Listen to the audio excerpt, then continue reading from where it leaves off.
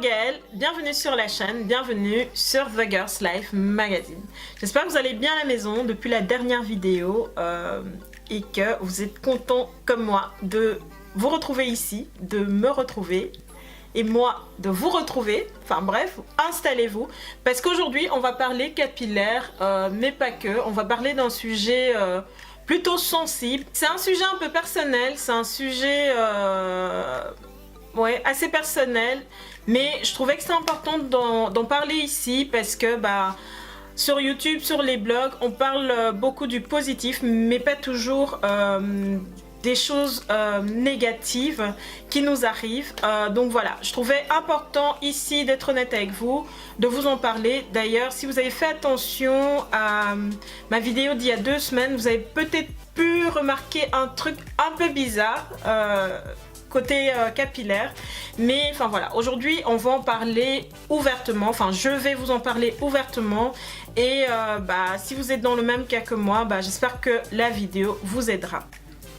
Donc je vais arrêter de faire durer le suspense plus longtemps et je vais vous parler de ce truc un peu horrible qui m'arrive. Donc aujourd'hui je vais vous parler de pelade. Jusqu'à il y a encore, on va dire 3 semaines, je ne savais pas exactement ce que c'était. J'en avais déjà entendu parler, mais sans creuser plus, parce que de toute façon vous connaissez, hein, tant qu'un truc ne vous arrive pas, ça vous intéresse, mais pas tant que ça. Donc voilà, c'était trop bizarre, parce que c'était juste après ma vidéo pouce capillaire en 2 ans. Je ne sais pas si c'est le mauvais sort, ou enfin bref. J'étais en train de vouloir me tresser et c'était trop bizarre, donc je suis allée devant le miroir pour essayer de faire une raie droite et j'ai remarqué la petite horreur sur mon crâne. En fait c'était une plaque toute lisse. J'ai jamais rien vu d'aussi lisse sur ma peau, c'était lisse comme la peau d'un bébé, voilà. Et enfin c'était trop bizarre pour moi, honnêtement j'ai paniqué parce qu'en plus j'ai un petit trou là et je vous assure j'ai cru que j'avais une calvitie précoce et mon dieu, je crois que j'ai jamais paniqué autant de ma vie. J'ai vraiment compris que mes cheveux c'est hyper important pour moi parce que en un coup j'ai eu l'impression que mon monde s'écroulait en fait et enfin voilà, bref. Pour finir, c'est pas si grave que ça. La pelade, c'est une maladie du cheveu, c'est une maladie auto-immune qui provoque une perte de cheveux, une perte de pilosité par plaque. Donc vous avez vraiment des trous qui se forment sur la tête. Vous savez pas forcément le voir parce que moi, je vous assure, j'ai pas remarqué que mes cheveux tombaient en masse. Peut-être parce que, ouais, non, j'ai tout simplement pas remarqué. Rassurez-vous, c'est pas quelque chose d'irréversible. L'apparence de votre cuir chevelu reste le même, sauf que forcément, à cet endroit-là, vous n'avez plus de cheveux. Ça peut apparaître n'importe où sur le crâne, hein. Moi, dans mon cas, c'est plutôt, on va dire, là, quelque part là. Mais ça pourrait tout aussi bien apparaître à l'arrière, au milieu, sur les côtés, enfin bref. Après, c'est vrai que le cheveu pousse beaucoup plus lentement et que ça peut être chiant une fois que vous avez fait plein d'efforts, que vous voyez enfin les résultats être là, de vous retrouver comme ça avec un trou ou des trous sur la tête, c'est pas très gai. Honnêtement, c'est pas gai du tout. Quelles en sont les causes? Tout simplement, on sait pas. La plupart des dermatos, des médecins vous diront qu'ils savent pas. Moi, ma dermato m'a dit que ça pouvait être d'origine héréditaire ou alors tout simplement causé par un gros choc émotionnel ou alors du stress. Honnêtement, comme je vous ai dit, j'avais l'impression que la terre me tombait sur la tête et tout de suite j'ai cherché un spécialiste sur Bruxelles. Donc j'avais découvert 2 endroits, la clinique du cheveu qui est plutôt située dans un hôpital public et vous avez pas mal de médecins spécialisés dans tout ce qui est maladie du cuir chevelu et affection du cheveu. Et j'avais trouvé un autre institut privé, je ne sais plus comment s'appelle l'autre. Enfin, je vous mets tout en barre d'infos. Malheureusement, c'est des adresses à Bruxelles. Donc, désolée pour celles qui sont en France ou ailleurs dans le monde. Donc j'ai appelé ces 2 cliniques. J'avais pris les noms de 2 spécialistes sur le net. Et donc j'ai appelé dans cette institution privée là. Malheureusement, la réceptionniste m'a dit que en fait le médecin en question n'acceptait plus de nouveaux patients jusqu'à nouvel ordre. Donc j'étais vraiment dégoûtée. Ensuite, j'ai appelé la clinique du cheveu et de nouveau, j'ai demandé à être consultée par ce médecin-là dont j'avais lu 1001 éloges sur internet et sur le site web de l'hôpital. Donc le spécialiste par lequel je souhaitais être consultée n'était malheureusement pas disponible avant janvier 2018. Donc la dégoûtance de malade.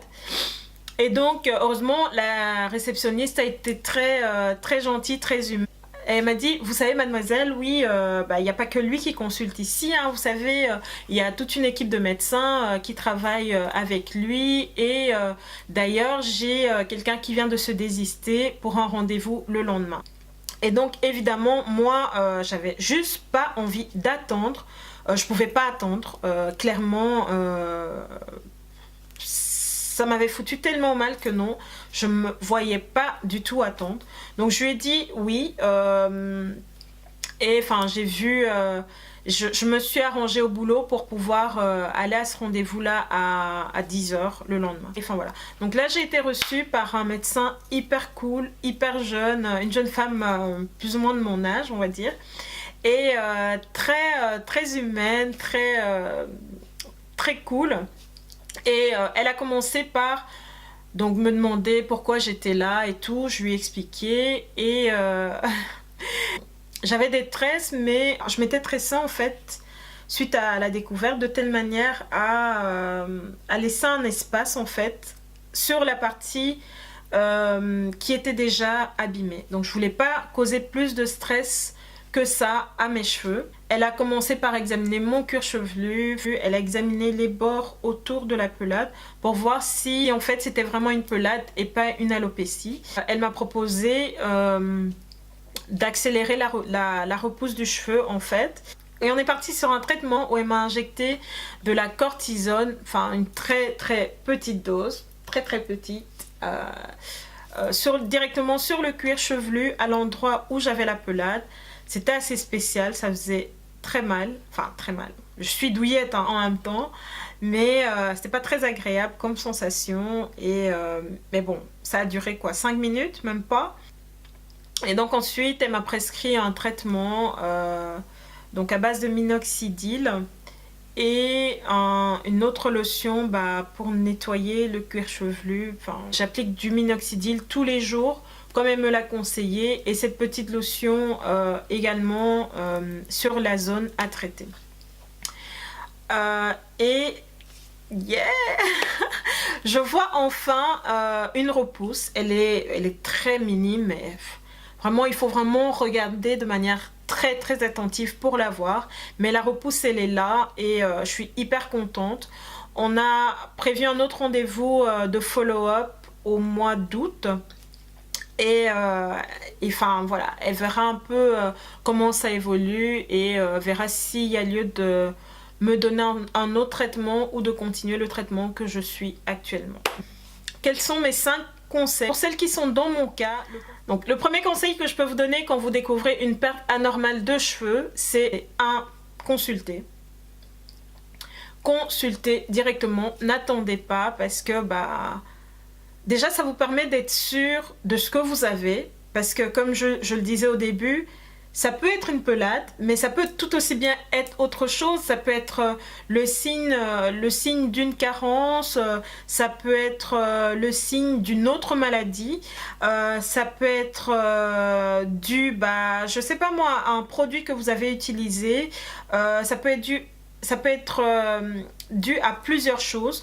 Moi d'ailleurs les premières questions que la dermato m'a posées, c'était un peu de lui détailler ce que je faisais sur mes cheveux. Est-ce que je me défrisais, est-ce que je faisais une colo, de lui parler de moi, de mes antécédents médicaux, de lui parler de ma situation, on va pas dire psychologique, mais plutôt émotionnel du moment, de lui parler un peu de l'historique par rapport à mes parents. Est-ce qu'il y avait des gens chez moi qui souffraient de calvitie? Enfin bref.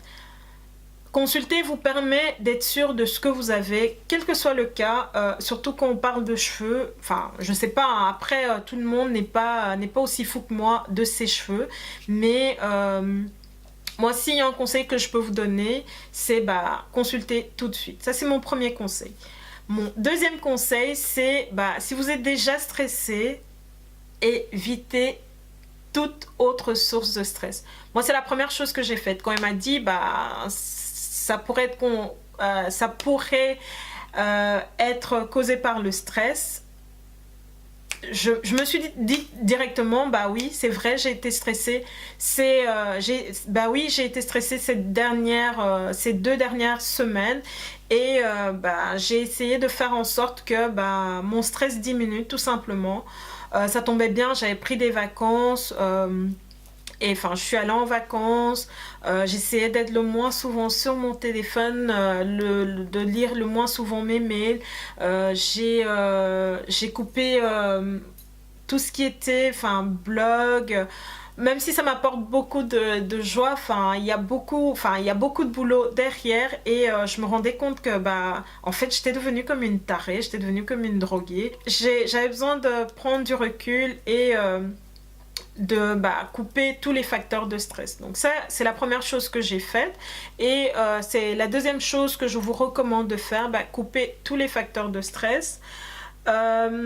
Ensuite, très très très important, le troisième conseil, je sais que je parle beaucoup de stress, hein, mais c'est éviter de causer plus de stress à votre cheveu, de causer plus de traction sur la zone à traiter, sur la zone où vous souffrez. Donc vraiment, si vous savez éviter les tresses, ou si vous savez vous tresser vous-même, préférez faire des twists ou des nattes couchées, et portez votre perruque pendant la journée par exemple, ou enfin faites-vous des twists ou des nattes toutes simples, des mini nattes, voilà, et portez vos cheveux comme ça. Moi, dans mon cas, c'est vrai que j'ai eu tendance à me rabattre sur la perruque parce que pour moi c'est le truc le plus simple, le plus facile. Ça me permet de pas trop manipuler mes cheveux pendant la semaine. Donc ce que je fais, c'est que le dimanche, quand j'ai fini mes soins capillaires, je me fais soit des grosses tresses. J'en fais quoi, 6 à 7 tresses sur mes cheveux, et je garde comme ça toute la semaine. Ou alors je me fais des twists de taille moyenne plutôt, que je tire en chignon et sur lesquels je pose ma perruque. Donc voilà, donc ça c'était pour le troisième conseil. Le quatrième conseil que je peux vous donner, c'est de continuer vos soins. Pas une fréquence trop régulière non plus. Moi je suis restée sur une semaine, donc j'ai remarqué que le minoxidil que j'applique a tendance à me faire comme des espèces de croûtes blanches, comme pas des croûtes en fait, ça me donne l'impression d'avoir des pellicules en fait. Donc je me sens obligée quelque part de laver mes cheveux toutes les semaines, ne fût-ce que pour apporter hydrater mon cuir chevelu, parce que forcément j'applique aussi un peu d'huile sur le cuir chevelu pour qu'il soit pas trop sec. Le cinquième conseil que je peux vous donner, c'est chillax, parce que oui c'est une pelade, oui c'est chiant, oui c'est gênant, oui ça nous met dans tous nos états. Mais au final, c'est une maladie comme toutes les autres. N'en ayez pas honte. Vous n'avez pas choisi d'avoir une pelade. Voilà, c'est la nature qui veut ça. Va savoir pourquoi. Vous en souffrez. Voilà. Ça se résorbera. Vous suivrez votre traitement et ça finira par disparaître. Il n'y a vraiment pas de honte à avoir quand vous avez une pelade. Il n'y a pas de honte à en parler. D'ailleurs, même si vous avez une alopécie, enfin, vous n'en êtes pas la cause. Donc, je vois pas pourquoi en avoir honte. Donc, vous prenez pas la tête. C'est une maladie. Elle passera d'elle-même ou elle passera grâce au traitement que vous suivrez. Et donc, voilà. C'en est tout de mon histoire de pelade. C'est pas très glam, hein, je sais, mais enfin voilà, je tenais à le partager. J'espère en tout cas que cette petite vidéo à cœur ouvert vous aura plu. Si c'est le cas, n'hésitez pas à liker, à vous abonner et je vous dis à très bientôt dans une prochaine vidéo.